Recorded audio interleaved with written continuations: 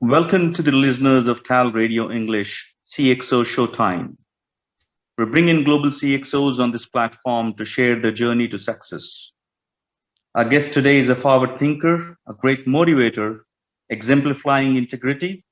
He has been honored as the Man of Excellence Award by Chicago Defender, Man of the Year Award by Ray Foundation, Trailblazer in Digital Space, 50 on Fire finalist by Chicago Inno Magazine, and recognized as a 40 under 40 game changer by WVON and Ariel Investments. A warm welcome to Jeffery Beckham Jr., Chief Executive Officer at Chicago Scholars. Jeff, thank you very much for joining us today. Thank you for having me today. Very excited to be here.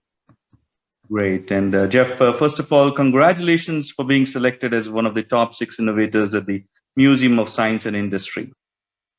Thank you so much. It's definitely an exciting honor. Never thought that would happen to me as a kid who comes from the South Side of Chicago, but I am very excited to be part of that exhibit and be featured as one of the 6 individuals they call one of their 2022 innovators. So very excited for that. Absolutely. We are also excited to have you here. And Jeff, how was it like growing up in South suburbs of Chicago? You know, I tell people oftentimes I didn't recognize as a young person that I had a very privileged upbringing. The neighborhood that I moved into, my parents left the South side of Chicago when I was about 8 years old because of the crime and wanted to provide my sister and I a better education. So we ended up in Hazel Crest, Illinois, which is what you would see or think about in like the television shows, right? We had the baseball fields and the pools, and it was a lot of 2-parent households in my neighborhood, a very diverse neighborhood when I moved there. But over time, many of my neighbors who were white moved and left the neighborhood as a lot more people of color started to move in. And it really changed a lot of the neighborhoods. There's a lot of disinvestment of companies and businesses in the neighborhood that I lived in.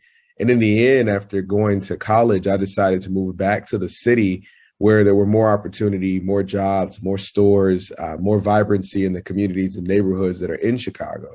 But as a kid, the neighborhood was great. It was a safe neighborhood. It was one where you could, walk and play with your friends. People had pets. It was just a very storybook upbringing, which I wish, all kids could have in the world, not just in the States, but across the world, one that was safe, healthy, where your family could thrive. My parents were a very young couple that had me, and they had an opportunity to do that, surrounded by so many other neighbors who encouraged the kids' success, the young people in the neighborhood success. And so I feel very fortunate to have grown up how I did. Great. And what do you think, like today's youth, right? I mean, they have a lot of challenges and all. And what exactly would be the deep-rooted challenges for today's youth? And how would you like to help them shape their personalities and careers? Such a powerful question. There are many challenges young people face today. The achievement and opportunity gap in the United States of America, especially when it comes to people who are and grow up in low-income households and communities, is massive. The pandemics, both of racial injustice and, of course, of COVID-19, only widened that gap. And so what we see is the amount of disparity in neighborhoods that are underserviced and under-resourced continuing to grow, and that affects young people the most. So the achievement gap, a lack of quality education, for the food deserts, lack of jobs. But I would say kind of core and critical to all of these is poverty. I would say poverty is the kind of great seated rooted challenge that really faces our country and our world, especially with regard to youth.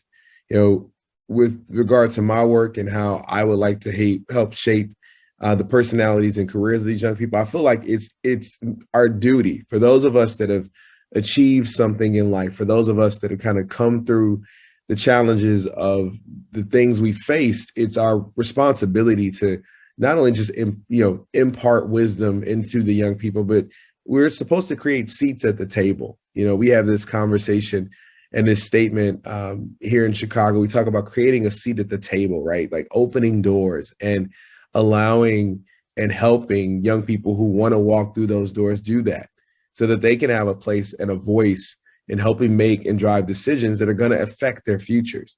I think it's all often slightly, slightly insane to some degree that the folks making decisions for young people's futures are usually ones who are significantly older and won't see the impact of those decisions. I think we have to get better at practicing some human-centered design and design thinking and make sure that the young people that we're trying to build a future for are at the table helping us decide what the future will look like. So well said, Jeff. And I think you have been a great inspiration, and you have been tasting success. I think listeners over here, they would certainly want to share and understand more about your career journey. Would you be able to kind of take us through some of the insights in terms of your career struggles and how you actually overpowered some of these struggles to become a successful person as to what you are today? Yes, Akshay. So, when I was a young person, first graduated from school, I decided that I wanted to pursue a sales career. And I actually did that. I was in the pharmaceutical sales and medical device sales industry. And I did that really well. Money was great. You're getting all of the accolades from that. I'm winning awards. But I recognized very early on that wasn't something that was fulfilling to me. And I wanted to do work that not only made a difference, but I had a tangible impact on the communities that I wanted to affect change in. And it took a long time, actually, from like 2009 when I left pharmaceutical sales to really 2018 when I joined the New Teacher Center in Santa Cruz, California, to get into that field. So you're looking at like a 9-year journey of working to amass skills. I joined many boards of directors during that time to learn different skills from fundraising to strategic planning to creating program and curriculum, and all of those things allowed for me to get the role and get into Chicago Scholars, where I was serving at the time originally as the vice president of career and leadership development to serve the 5,000 plus young people we serve in the city of Chicago. And so the tangible points there that you're going to have opportunities along the way to build skills through service. And I always encourage mentees I have to get active and serve, build your skills. The second point to that is that, I was a young person, like many of us do, went after more financial rewards than the rewards of purpose and joy. The minute that I decided to chase purpose and not money, everything in my life changed for the better. Not only was the work more fulfilling, I was personally more happy. I got to see the impact of helping young people. A lot of my students that I've worked with over the years are graduating, are working full time, are married, are having children, are thriving. And that feeling is the best feeling in the world, not for any personal gain of something that I accomplished, but just knowing that I was able to be somewhat instrumental, whether through the organizations I've helped lead or a direct impact in helping people find and discover their purpose. And, not only discover or really uncover that purpose, but then to get into the space to be able to have opportunities to do that. And now a lot of the same young people that I was able to influence are doing impactful work too. So now you talk about like this scalable, exponential mindset of impact and community service and service to others. Like it really is the way in which we change things. And I get excited thinking about it. But I'd have to say, through all of the downsizings and the job changes and all of that, as I was chasing financial gain, the best thing I ever did was decide to run after purpose. And what brought that change? What basically motivated you to join Chicago Scholars? And how are you currently helping youth to achieve their success?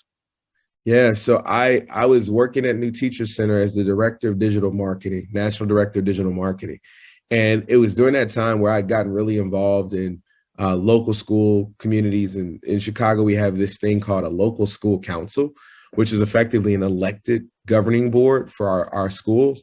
I ran for that office and I actually won and served for a few years at one of the schools.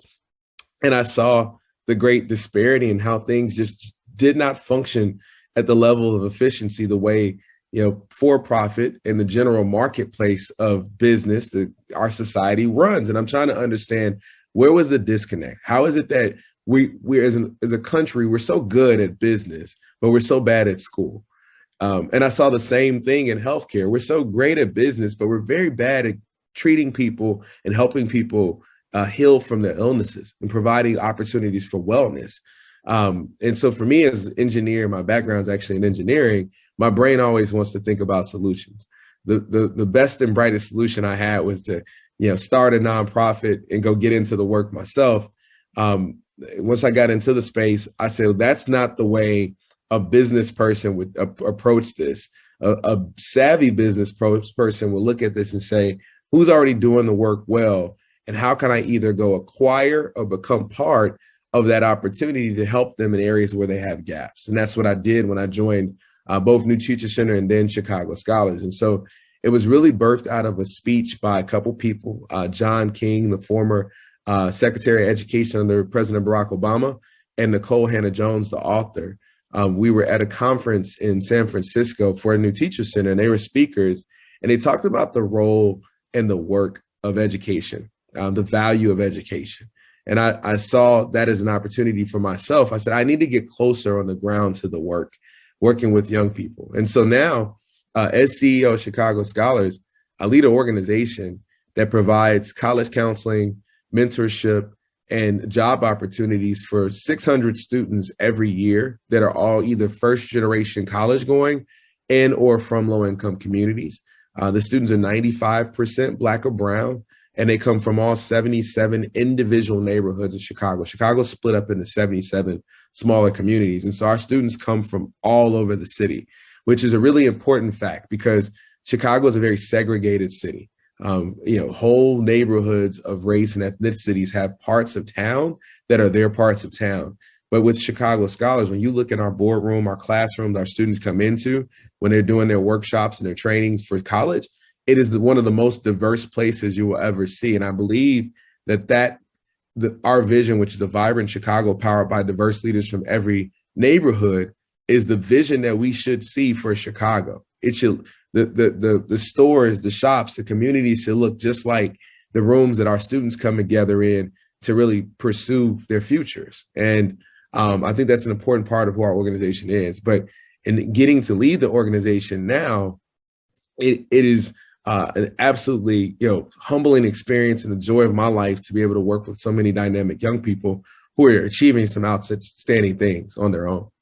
Absolutely. And I think you got at some really very valuable points. Education is the foundation for all the growth.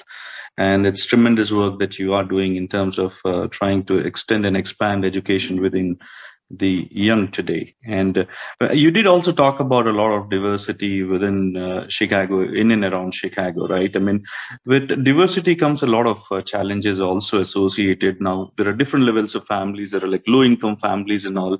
They have a lot of pressing issues, the children coming from low-income families. How is Chicago Scholars helping overcome those challenges? Yeah, access to information is something that is really important in our city, right? Especially when it comes to college access. If you're a student and you're first generation or you're from a low income community, oftentimes you may get 1 hour of college counseling through your school. Our organization provides anywhere between 14 to 16 hours of college counseling.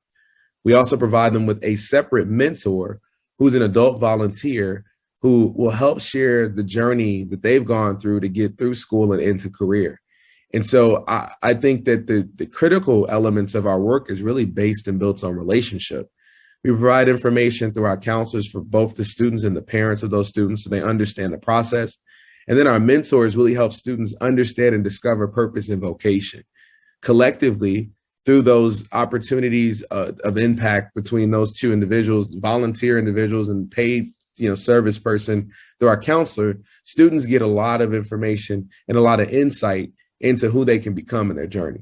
They already have the skills, it's really firing up and activating their agency so that they can then change and make the decisions to change and pursue the things they want on their own. And so I think our organization does that so well at scale. We are the largest college access organization in Chicago with the number of students we serve every year. And all in with the 600 students we bring in each year, we stay with students for 7 years. We don't just leave them after the first year or that senior year of high school. We stay with them through college. and we help them get jobs. We have an internship program. We have job placement programs. We have connections to entrepreneurship organizations who can teach them how to start and grow a business. We have relationships with graduate schools, and students decide to go to medical school. We've got those relationships built in where we really become this spider web of warm handoffs and providing opportunities to our students who may not otherwise have had those opportunities without the network that Chicago Scholars has built over the last 25 years of doing this work. Right. And I'd also do see that there are a lot of programs that you have come up, like Emerge Summer Career and Leadership Development Program. Can you provide some insights for our users for them to understand what actually these programs are all about? Yeah, so we have a bunch of programs that we've built that are partnership programs that allow students along their learning journey to do real world immersive experiences in particular industries. And so the Emerge Summer Career and Leadership Program is a program that we built with Invest for Kids, which is another nonprofit here in Chicago run by Ron Levin, who is a partner at Goldman Sachs. And he's brought the weight of his relationships in the financial industry to our organization. I have a lot of relationships in the tech community from running in that space for so long. And we've been able to partner with companies to provide real world opportunities for students to work in between the summers of their sophomore and junior years of college. So those students can apply for our program. They get to work full time. They work Monday through Thursdays, but on Fridays, we bring them out of the work environment and into boardrooms to work with them to do skill development. And we felt like this is a great opportunity to help students, level up in particular skills that will help make them more successful in industry. And so we'll bring in speakers to talk to them about, their career journeys and people that they need to add and get to meet in their network. We'll have folks come in and do, Harvard Business Review case studies with them, or we'll have students, adults come in and talk about the 80-20 decision matrix and how to make better decisions. Or maybe they'll talk about Ryan Holiday's book, Ego is the Enemy, or they'll share insights from other authors and leaders that students get to hear from. And it's really a powerful part of the program where students get to actually learn from vetted career professionals, diverse career professionals, to help them, again, learn skills and also expand their network. Emerge is a very special program, but we've also got programs we built like that with like Facebook and Leo Burnett, where they teach young people careers in digital advertising and marketing. We've got other programs that we've done with like Walsh Construction, where students actually get to work on construction projects in their neighborhood. They get to provide insight and actually see how things are built in their neighborhood real time. And the companies then provide student scholarships for school. So it's really this kind of immersive, symbiotic, bidirectional stream of impact, where you have a student that'll be doing something in their own community while learning from a company, and then hopefully over time, building a relationship with that company to eventually walk into the doors as a full-time employee. The goal isn't one at which we try to hide. We want students to get jobs at these organizations and go in and hopefully become the future leaders of the organizations they're working for when they're interning over the course of a summer or two. It's a really structured program, and it's one that provides great opportunity and resources for students who may not have had them otherwise. And that's a very important step of developing skills and then preparing the youth to the industry requirements. But then all of this is not possible without a team. And then I believe you've built a huge team with 250 plus mentors and 1,000 plus volunteers, and adding more and more. What was the best part of the whole effort, and what is the most difficult part in getting all this accomplished? Man, great question. First, you're right. None of this happens without an amazing team. I am really fortunate to have an amazing team of not only just the 250 mentors, the 1,000 volunteers, 40 full-time staff members, 25 contract counselors, a board of 28, an associate board of 50. It takes a lot of people to pull this off and to serve, not just the 600 kids we bring in every year, but all 5,000 of the students we serve.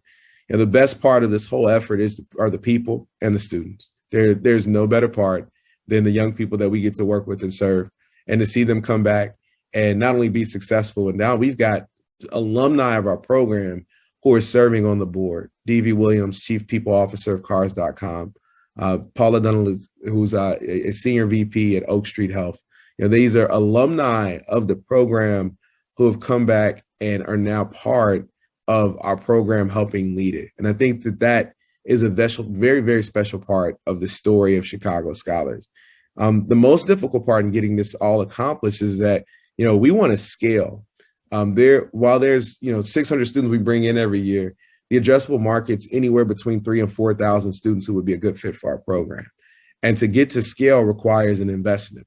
It has been difficult in this season, especially with the pandemic, to find more partners and new partners to invest in the work.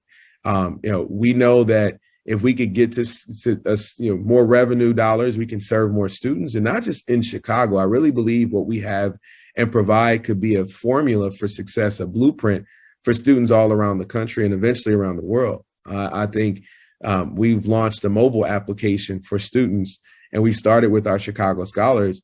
But that mobile application has allowed us to deliver our content in new and exciting ways. And I think as we think about our content, what we're able to provide, students benefit from that. So we got to get to all 3,000 in Chicago. And that is a goal that I've set out for in the next 5 to 10 years, that we will service all of the students who are academically ambitious and want to go to school in our city. We'll start there. And then from there, after we tackle Chicago, we'll see what we're called to go to next. But really focusing on serving all the students in Chicago is the next big goal for me and for the organization. Right. And I do see that you're taking a blended approach of building and connecting youngsters with corporates and as well as communities at large, right, with partnerships. Mm-hmm. How is it helping in achieving the corporate goals of Chicago Scholars? Yeah, I rattled off the numbers of the people that are part of that work. I didn't mention the 200 plus corporate partners that help us accomplish this as well. The idea and kind of emerge as a sample of that, of merging and blending young people with corporations, is one that, has been one that's made a lot of sense, right? A lot of our companies are really struggling to find talent. We graduate 600 college students every year who are some of the best and brightest in the country. Getting them back home and connected to companies was just a natural next step. And so it's been great because we're able to help companies win the war for talent. We know that companies that win the war for talent are ones that can end up being most successful in business. And so it has a dual benefit. Our students get real-time support. They get to learn from corporations and work with corporations to grow skills, make money at the same time to support their families, and companies get talent. I think it just made a natural, the natural next progression. Formalizing that as part of our work is something that we've done, and we're proud to continue to push that and drive that forward. We're always looking for corporate partners too, as well. So, organizations that are looking for talent come to us often and knock on our door, because they're looking for diverse talent. And we have, like I said, over 5,000 of those dynamic young people who are looking for opportunities and ready to go. Right. And coming back to youngsters, right? I mean, there are a lot of scholarships that are available from Chicago Scholars. And how do these youngsters can avail them? Any suggestions for them? Yeah. So, we have a scholarship page on our website, but it's so nice now. The internet has really made the availability of scholarships that much easier to find. Google has these forms you can look and search for to find scholarships. And most young people don't know, like, a lot of these scholarships go unapplied for, or there's always funds left over. And so I will tell young people, just do the work, write that statement or the essay they're looking for, submit those transcripts, and you'd be surprised at how many scholarships are out there for young people. I will say on the college front, picking the right college, fit and match is something that we use. We partner with University of Chicago to develop what we call our fit and match algorithm. And that effectively looks at like all the factors for a young person, their financial fit, academic, family, communal, things of those natures to help identify the right school. That's important to do on the front end. So even as we think about scholarships, it's as important to pick the right college where you'll have the right financial aid package and the right fit for what your family can afford. Minimizing and limiting student debt is something that we're a huge proponent of at Chicago Scholars. And so we always work as diligently as possible to help our students minimize the debt. One of the nice partner groups we have are our Platinum College Partners. our Platinum College partners are organizations that will actually backfill any unmet merit need for our students if a student applies to those schools. And so as we work with our students, we have them apply to 5 schools at least as they work through their college application process. One of those schools is definitely one of those Platinum Partner schools. What we try to do is give the students a safety net to say, you may not get into your dream school, you'll get into your 3 fit schools, and you'll get into a safety, and you're definitely going to get into one of our Platinum Partner schools, so that if the money from the other schools isn't great and you're trying to limit the debt that you have, you can go to one of these amazing Platinum Partner schools that are some of the best universities and institutions in the country, and schools paid for. Now, we'll figure out the books and all the other hidden costs of college, because there's a lot of hidden costs of college, but at least we know your tuition is covered, so we can get you there. And that's something that as an organization, we've always done and really put a foothold around as we think about helping our students understand the long play of what college really is, right? It's not just today. It's not just the next 4 years.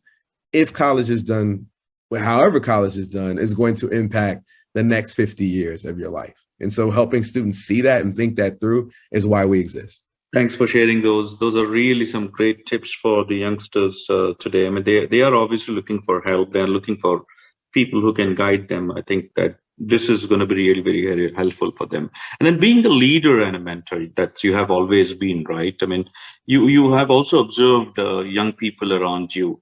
Is there a particular change that you wish to see in that? Oh, that's a wonderful question. I think, one of the things that I would like to see changed, I can't say changed in young people. I think we need a community shift in Chicago to kind of get back to what TALRadio and TAL exists, is kindness, generosity, community, putting others before yourself, thinking about your actions and the actions that you'll do and the impact of those actions and what it'll have on someone else. I think that the way in which we live today, which is driven by a lot of material aspects of life, so instant gratification, some of the negative aspects of social media, right? This "I need it now" thing is having great impact on our young people's mental health. And I think wellness and mindfulness is something that I would love to see become a focus of communities and schools as we work with our young people in Chicago and beyond. I think that that's something that I would just love to see as a new focus for us, getting back to people and self and community. I think we've lost some of that. And what we're seeing with some of the rise in violence across the country is largely due to that kind of loss of that foothold of people and community. And it's something that I'm big on. I'm a huge believer in the power of relationships, the power of mentorship. And I would love for all young people in our city and beyond to have mentors who are vetted individuals, who are caring individuals. I think that that's what we're missing with so many young people, that one caring adult who can help push and provide insight and guide in those critical moments of trauma, to buffer the traumas, to buffer the challenges, to help young people work and talk through them.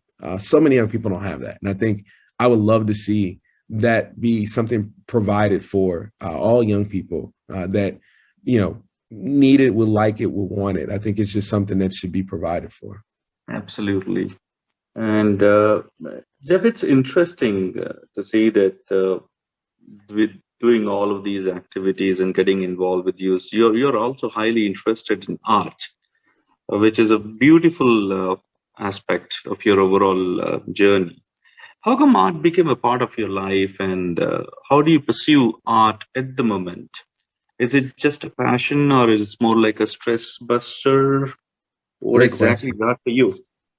Yeah, art really. So I got interested in art actually after the death of a friend, the untimely passing of a friend. And it really became at that time a way to cope with stress and help deal with the grief that I felt. I started painting almost 3 years ago, a little over 3 years ago now. And it was a hobby at first that I did not know I was good at. It's kind of taken off. And of course, with anything with practice and time, you get better, especially if it's a skill that you have, it's a gift. And I'm very grateful to have discovered that I could paint at 39 years of age. it is taken off. I'm so grateful. I've had art all over the country, and now art that sits on, you know, 4 continents and 9 countries, which is just an amazing feeling to understand and think about. You create this thing that is a story that is attached to you in some capacity, whether it's an abstract piece or a piece of a famous history figure, or a something that you've created in your mind. It's an energy transfer from you to the canvas. And then as people have bought those pieces and they've shipped all over the globe, it's certainly something that has been a humbling but yet powerful experience for me, transformative to some degree, and helping me see and understand the world differently. That the limitations of anything are just ones we put on ourselves. We truly can accomplish whatever we want if we put our mind to it and really, you know, give power to belief. And that's something that art has done for me. It has expanded my faith, not just in myself, but in the ability to accomplish, and the ability to grow, and the ability to create change. And I've had pieces of art featured on television where I've had people email me after how the message in my art helped motivate or inspire them. People that I've never met before, people who have seen my art and have bought it in other parts of the country, who may lean politically different than I, but through the artwork have shared how it made them more closely connected to the story of Black and brown young people and wanting to learn more about the challenges they face. And that's why I paint. I use the artwork like I do my work to share narratives of people who have been marginalized, of individuals who have largely been voiceless or forgotten about, to share their stories and put a focal lens to amplify and magnify the brilliance of their journey. Great. And I love the piece when you said you transfer the energy onto the canvas. And it's also very important that your art is bringing in multiple ideologies into one single thinking, right? Yeah. It's a great collaborator. And with so much of abundant energy, like you have been a very successful marketing person, a motivation speaker, an artist, and a leader. How are you managing or channelizing your energy to be successful in every field that you're choosing? Wow. I am very, very, very blessed to have great mentors, great people who have impacted me over the course of my life, who've poured into me. I've been very fortunate to have a wonderful set of parents. I've had, you know, amazing friends who have been there throughout most of that. And, you know, while it would seem that I could say that a lot of the things that I've been successful at have been me doing it on my own, it hasn't been. I'm so fortunate to have had people pour into me. And I think I said earlier that, like, the power of relationships is critically important to a lot of what I've been able to do. I can't say I've done any of it on my own. And so, you know, when you look at marketing, it was people like Courtney Hill and motivational speaking. It's been friends like Jamal Cole and Kurt Summers, who was City Treasurer of Chicago. As an artist, it's been Dwight White and Rico the Great and Arvell Jamal, and folks who have taught me things along the way. As a software professional, there were folks who poured into me. My friend Thomas Stovall, where he allowed me to be on a panel very early in my career in that space to speak about, you know, being a Black person in tech. And now as a CEO leader, a nonprofit leader, as CEO, Dominique Jordan Turner and Jonathan Swain and Shane Evans, and individuals who have continued to pour into me to allow me to grow, help me see my gaps, help me see where I can be better and stronger. And without them, none of what I've done happens. You know, from my parents to my grandparents to, I can continue to go on. And so to say, I would never point to myself and say I did it alone. It's been certainly a team effort, and I've been very blessed. I'm a man of faith, and so a lot of the faith that I've had and leaning in on to faith has been tantamount to the things that I've been able to accomplish. Right. And there are a lot of youngsters also listening on to you. They keep watching you. And all these youngsters, they come from diverse backgrounds and they have their own set of challenges. And you being a great motivator, how would you want to basically carve them and motivate them to kind of handle their unique challenges that they are dealing with at the moment? Yeah, I mean, it's a good question. Often young people are going to face challenges along the way in their journey. What I do is tell them, you can't avoid them. Sometimes they're coming. You have to think of what to expect. You have to plan ahead. So there's a book I love called The Next 5 Moves, and it talks about thinking like chess masters, thinking about what are the things that are going to come my way and being proactive to plan on how you handle those things. The world we live in right now is, it's a military term called VUCA, volatile, uncertain, complex, and ambiguous. And in the VUCA world, there are specific ways to handle those 4 aspects of the world we live in. Most of it revolves around transparency, but a lot of it is preparation. Preparation's key. One of the things I've shared is that leading Chicago scholars in this space, 2 years ago, we thought we'd be back in person within 3 months. A year after and being locked down and quarantined, we said, oh, we'll be back together this summer. 2 years later, we're still doing, virtual engagement with our students and figuring it out. And now the plan is, as we think through, we're mapping multiple plans. We have multiple budgets. We look at everything from multiple aspects of both being in person and virtual. I think that's the approach to how you have to think about your life. You have to plan for all of the unexpected things, the unexpected gaps, and have strategies of which how you're going to attack those things. And so when I talk to young people, we talk about, if you get it in this school, what does that mean for you from this perspective? If you don't, what happens then? If the major's not at that school, what's your plan for grad school to get into school, to get into the career field you want to get into? Are you thinking about internships in year 1, year 2? Where are you applying? Where do you want to live? Interning in the cities that you choose to live in will help you plan for your future. And so I approach life in a lot of my approach to even motivating young people and helping young people to face their challenges is very similar to how I built websites. It's a strategy. It's a project plan. It's also how I approach art. I think through the layers of a canvas and what's going to go on each layer before I even put brush to the canvas. And that type of approach and strategic thinking in terms of how I've approached life has helped me, navigate not only my own challenges, but help other listeners who might be out there listening navigate theirs. Right. Jeff, if you want to think about any thrilling experience from your overall journey, what do you think would that be? Oh, man, any thrilling experience from my overall journey. I've had so many, especially in leading Chicago scholars. But I would say most recently, this past summer, it was an organization that was founded by one of our students, Stephen Wilson, one of our scholars, called the Unprecedented Shy. I got to deliver the keynote address for this organization. And while it was so special and thrilling for me was because Stephen created an organization. He's from the South Side of Chicago. He created an organization that provided scholarships and resources for 6 young men who were from the communities that he was part of. One of those communities, Auburn Gresham, is the neighborhood that my family comes from. My dad, myself, we lived there growing up. And so to sit in front of a young man who's still in college, Stephen and his partner, Winston, they're both still in school. Stephen's a mechanical engineering major at Ohio State. He's a junior. He raised money to give scholarships to young people who are in high school.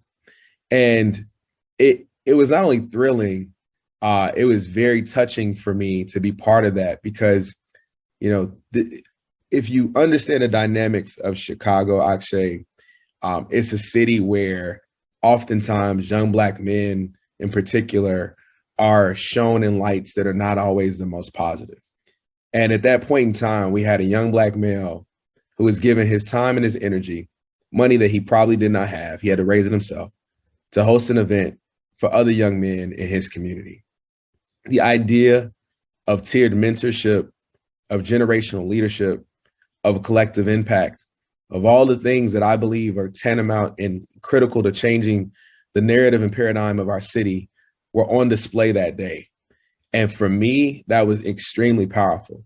But the most humbling part was that I got asked to stand before them as the keynote speaker. I choked up a little bit and I think about it now and it makes me well up with emotion because that should not be the task and the burden that Stephen has to take on while he's in college. That should be the task and the role of adults like me and leaders of our community, our political leaders, folks who are out here who are tasked with and being paid to create policies and opportunities for inclusion for the young men that Stephen had take on to serve. That's their job. That's my job. It's not his. But I was thrilled because, again, I believe that if we think about the change that we hope to see in the world, the way we can make a better place, starting granular with 6 young men on the south side of Chicago, that's the way we do it. And that for me was absolutely powerful. It's probably been the most thrilling part of being CEO of Chicago Scholars. And it's crazy because I got to lead a gala. We've raised $1 million. We've done all these other things, but it was that event on a rooftop in a place on the South Loop of Chicago with 50 people and 6 young men that has had the biggest effect on me as CEO of the organization. That's so touching, Jeff, and I echo your thoughts. I think it is our responsibility as well, instead of leaving everything to the youngsters to kind of. But on the positive side, if I look at it, I feel very happy that today's youngsters are thinking for others, right? And they are so very kind. They are coming out so very passionate. I believe our next gen is turning out to be a lot more compassionate and more. More focused towards helping other people, which is definitely going to build a great helping society for future generations to come and create a great story. Over that, Jeff, I mean, you have seen a lot of life closely as well, right? And you have been analyzing all the people around you in one way or the other, and you have also been sharing your wisdom with the society. If we ask you to summarize life for our listeners, what would that be? Well, I think in this season of where I am at 41 years old and in doing work that I never thought I would do, but I absolutely love, and having an art career that I never thought that would be a thing for me and I absolutely love, I'd say life is about expecting the unexpected along your journey as you pursue purpose. I think if you get comfortable with change and expecting the unexpected, but you stay in pursuit of the purpose, the thing you're here to do, life can be an enjoyable experience. I think additive to that, there's power in relationships. There's power in people. If you take care of yourself and you take care of people, the work will get done and the things you hope to accomplish along that journey will get done. And if that, those are the core tenets. Everything else kind of falls in under that. Love each other. It's almost, the biblical, love your neighbor as yourself and love God. I think that those 2 tenets are guiding principles for me. And as I've gotten older, a little bit more wiser, like I said earlier, the minute that I decided to pursue purpose and stop running after money, everything got better. I say that like lightheartedly, but from a standpoint of my health, a standpoint of my mental capacity, my ability to think, my ability to create changed. When I was working in pharmaceutical sales and medical device sales, I put on the suit every day and I wasn't helping anyone. I was going to here, doctor, sign this for me, hear about this drug. And I was good at it, but there was no impact other than maybe helping somebody with the med that I had. And I sold Allegra. So helping folks with their allergies wasn't making global change, right? But now I know that I sit in front of young people and there may be a word that I say to one of them today that will inspire them to create something to change the world. And I've literally seen it. I've got students like Miles Gage and Eva Marie Lewis and Quinn Townsend Riley and Journey Lockridge and all these young people who are dynamically changing the world. I'm not making this up. They're scholars that I talk to. I get to impart wisdom in. Sometimes my role is simply connecting them to the next person and the resource that they need so that they can go off and run as far and fast as they can to their own self-defined finish line of success. That is impact. That is change. That is how you make all of the things that we're trying to affect change in, whether it's social justice or poverty or immigration. Like, that's how we do it. We are here to be the connectors to elevate, amplify, and uplift others that may not always have those opportunities. And that for me, that's life. That's it. That brings me great joy and great peace. Absolutely.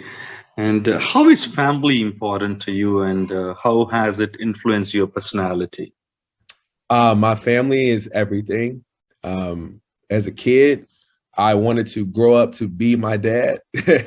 I say that with all of the humble humility that I can. My dad is the smartest person I know. My mom as well is the most kind and compassionate and faithful person I know. And so for me, my goal was to grow up to be like both of them. A lot of people don't know that's kind of why I chose my career path. I picked healthcare and IT so that I could do what both my parents did. It was almost a way to honor them. And my mom has been, fought health challenges most of her career. She has had to do quite a bit just to, fight whether it was lupus or other health concerns she's had. She's the strongest person I know, and my dad's been right there along the way. And so for me, my family is everything. Now, it's about impact and being an example for my nephew, who's 16. I bring him with me places because I want him to see things. I want him to experience a lot of the things that I'm part of so that he can, understand what's required of him, but also what he can accomplish through belief and hard work and effort. And he's doing it. And so family for me has influenced me in the most, extremely influential on the decisions I've made through most of my career. I work now in service to youth. So does my sister, because my parents taught me that service is the absolute. That's what we're here for, is to serve others and serve the communities we're part of. And so, family for me, man, has been everything. They are my fuel, and I'm grateful for my family. That's so very touching. And I think you are the torchbearer of the values that your family has transferred onto you. And I believe you will be very successful in passing on to the next generations as well. We wish you and the whole team of Chicago Scholars all the success in shaping careers of today's youngsters and tomorrow's leaders, which you have already started building. Jeff, it was a pleasure having you on our show, and thank you very much for being with us. Thank you, Akshay. I appreciate it. And thank you to TALRadio. I look forward to continuing to be part of the family. So thank you so much.